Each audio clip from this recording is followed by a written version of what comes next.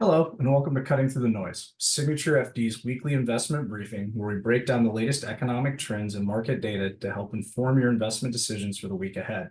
I'm Nick Amat, Senior Portfolio Designer, filling in for Tony Welch, our Chief Investment Officer. The most significant development last week was the Federal Reserve's rate cut. While a reduction was expected, the size of the cut, 50 basis points, caught many by surprise, lowering the federal funds target range to 4.75 to 5%. This larger than anticipated move underscores the Fed's proactive stance in addressing emerging risks and signals their intent to support the economy preemptively. Chairman Powell emphasized that while economic growth remains strong and inflation has eased to 2.2%, the labor market is beginning to cool, with unemployment ticking up to 4.2%. This shift has prompted the Fed to focus more on stabilizing the broader economy than on short-term labor market concerns. Their actions highlight a broader goal: safeguarding sustained economic expansion. Now, in terms of market reaction, there was some initial volatility, but the S&P 500 rallied to new record highs, pushing year-to-date gains close to 20%. Treasury yields have also fallen, with the 10-year yield now around 3.75%, its lowest point since mid-2023. This rate cut marks the start of an easing cycle, and historically, when the Fed cuts rates outside of a recession, equity markets tend to perform well over the following 6 to 18 months. However, given current elevated stock valuations, we might see more modest gains than in previous soft landing cycles. What's also noticeable is the shift in market leadership. Mega cap tech stocks have dominated for the past year, but recently we've seen sectors like industrials, financials, and even defensive plays like utilities and real estate gain momentum. High-quality, dividend-paying stocks are becoming increasingly attractive, balancing strong fundamentals with cyclical upside potential. Looking ahead, this is unlikely to be a one-and-done scenario. The Fed has signaled further rate cuts, with projections pointing to an additional 25 basis points reductions in both November and December, and more cuts through 2025.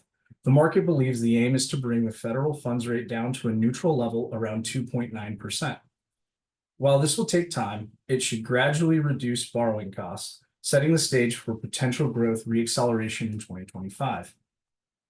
From an investment perspective, declining rates provide both opportunities and risks.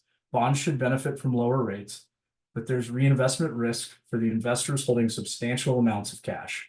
Extending the maturity of fixed income portfolios may help mitigate this risk and capture more favorable yields in the current environment.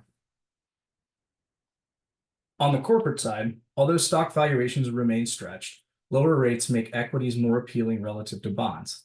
Q2 earnings were strong, with rising profit margins. As we look towards Q3 results, the broader economic environment still supports growth, and historically, markets tend to remain stable unless there's a significant downturn in earnings, a scenario that currently seems contained. In summary, last week's rate cut reflects the Fed's determination to stay ahead of the curve. The macro environment continues to support positive market momentum driven by cooling inflation, a resilient consumer base, and accommodative monetary policy. While concerns around the labor market and political uncertainty ahead of the U.S. election remain, the overall outlook remains constructive for both equities and bonds.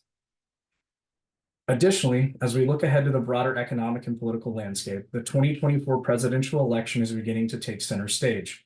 The latest polling data shows Vice President Harris leading former President Trump by 5 points among registered voters, according to NBC News. Bookmakers are also slightly favoring Harris, giving her a 52.3% edge over Trump's 46.3%. While polls can fluctuate, it is beginning to look like it will be a very tight election. Elections can often inject volatility into the markets, so this is something we'll be watching closely in the coming months. Looking to the week ahead, we'll be watching key data releases including manufacturing PMI, home sales and price data, revised Q2 GDP, and BEA's personal income and outlay report.